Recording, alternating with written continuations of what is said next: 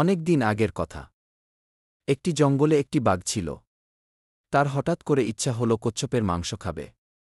তাই সে অনেক খোঁজাখুঁজির পর একটি কচ্ছপের দেখা পেল। কিন্তু সে কচ্ছপ বাঘকে দেখা মাত্রই দিল দৌড়। কেননা সে বাঘের চাহনি দেখেই ভয় পেয়ে যায়। কচ্ছপের দৌড় দেখে বাঘ প্রথমে দাঁড়িয়েছিল। কিন্তু বেশিক্ষণ নয়, বাঘও কচ্ছপের পিছে পিছে ধাওয়া করে। অনেকক্ষণ ধাওয়া করার পর কচ্ছপটি আর চলতে পারে না। কচ্ছপটি বাঘের কাছে ধরা খেয়ে যায়।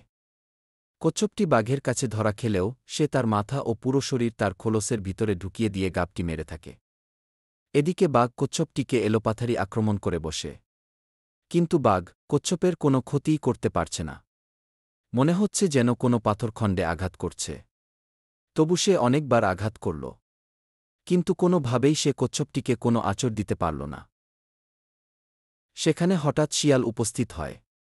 বাঘটি শিয়ালকে দেখে খুশি হল এবং বলল, আরে ভাগ্নে, তুমি এসেছো, ভালোই হয়েছে।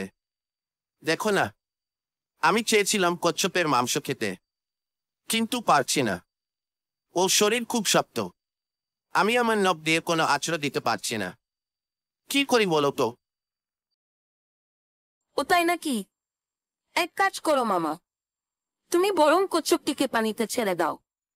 এতে করে ওর খোলসটি নরম হবে এবং তুমি তাকে খেতে পারবে।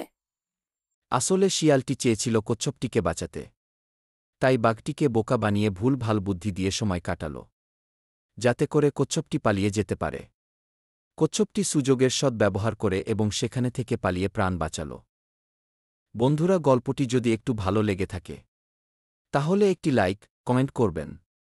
চ্যানেলে নতুন হয়ে থাকলে একটি সাবস্ক্রাইব করবেন।